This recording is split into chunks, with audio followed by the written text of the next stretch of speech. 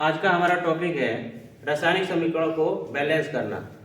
हमें सबसे पहले ये जानना पड़ेगा कि हम रासायनिक समीकरणों को बैलेंस क्यों करते हैं। तो हमें पता है कि लॉ ऑफ मास कंजर्वेशन यानी कि द्रव्यमान संरक्षण का नियम ये कहता है कि मास को हम तो न तो उत्पन्न कर सकते हैं और न ही नष्ट कर सकते हैं।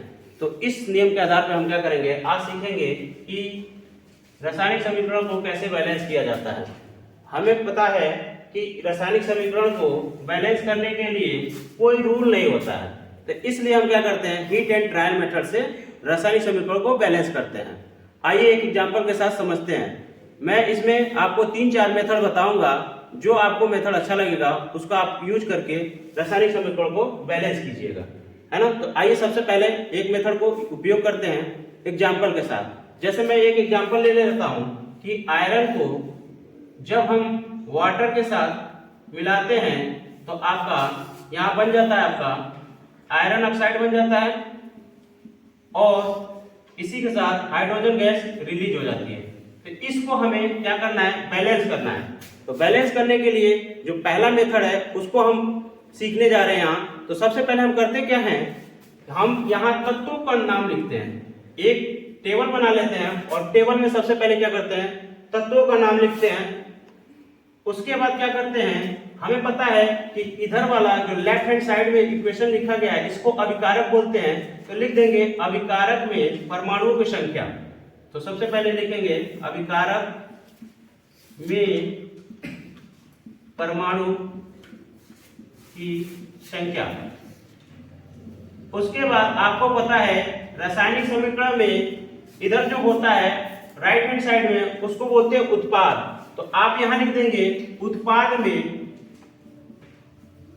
परमाणु की संख्या,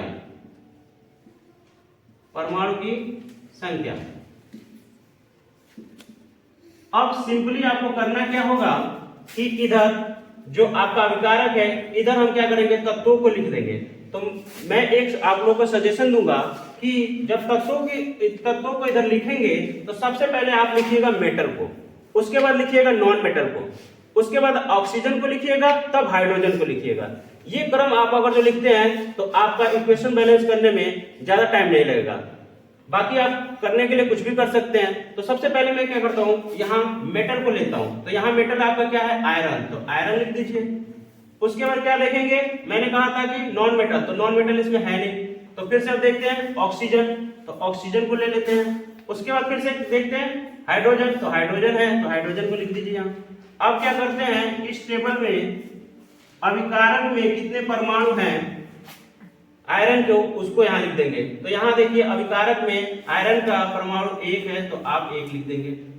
फिर देखेंगे इस आयरन को उत्पाद में कितना है, तो उत्पाद में आपने देखा 3 है इसकी संख्या, तो आप यहाँ क्या लिख देंगे, 3 लिख देंगे। ऐसे ही फिर देखेंगे ऑक्सीजन की संख्या अभिकारक में कितना है, तो अभिकारक में आपका ऑक्सीजन की संख्या 1 है तो आप यहाँ 1 लिख दीजिए। फिर से आप देखेंगे ऑक्सीजन की संख्या उत्पाद में कितना है, तो आपने देखा यहाँ 4 है तो आप 4 लिख दीजिए। फिर से अब देखना है हाइड्रोजन को, तो हाइड्रोजन कितना है अभिकारक में, तो 2 है तो इधर 2 लिख दीजिए। ऐसे ही उत्पाद में देखेंगे हाइड्रोजन की संख्या कितनी है, 2, तो इसको 2 को लिख दीजिए। अब करना क्या है, हमें सिंपली हमने करना क्या है, इसको बैलेंस करना है। तो बैलेंस करने के लिए हम सबसे पहले क्या देखेंगे, आयरन को बैलेंस करेंगे। तो आयरन को देखेंगे कि अभिकारक में आयरन की संख्या कितनी है, 1, और उत्पाद में आयरन के परमाणु की संख्या कितनी है, 3। तो द्रव्यमान संरक्षण ये कहता है कि इनके द्रव्यमान बराबर होना चाहिए। तो बराबर होने के लिए क्या करना पड़ेगा, हमें उत्पाद और अभिकारक में जितने आयरन की संख्या उनको बैलेंस करेंगे। तो सबसे पहले हमने देखा यहाँ 3 है तो इसको भी 3 बनाएंगे। तो 3 बनाने के लिए आप क्या कीजिए, यहाँ 3 का मल्टीप्लाई कर दीजिए। तो जब 3 का मल्टीप्लाई करेंगे इस 3 को यहाँ पुट कर दीजिएगा इक्वेशन में। तो आपने क्या किया, 3 यहाँ रख दिया, है ना। और देखा यहाँ आयरन बैलेंस हो गया कि नहीं, तो आपने देखा 3 यहाँ भी आयरन की परमाणु की संख्या है, यहाँ भी परमाणु की संख्या कितनी है, 3 है, तो ये तो बैलेंस हो गया। उसके बाद आप देखेंगे ऑक्सीजन क्या बैलेंस है कि नहीं बैलेंस है, तो यहाँ देखा हमने बैलेंस नहीं है ना। तो अब क्या करते हैं, ऑक्सीजन को देखते हैं। अभिकारक में ऑक्सीजन 1 और उत्पाद में आपका ऑक्सीजन की संख्या 4 है, तो हमें इसे भी क्या करना पड़ेगा, 4 बनाना पड़ेगा। तो हम क्या करेंगे, अभिकारक में जो परमाणु है उसमें 4 का मल्टीप्लाई कर देंगे, तो ये कितना हो जाएगा, 4। अब 4 करने के लिए हमें यहाँ 4 को मल्टीप्लाई करेंगे। हो गया हमारा ऑक्सीजन बैलेंस। देखिए यहाँ कितना हो गया 4, इधर भी कितना हो गया 4।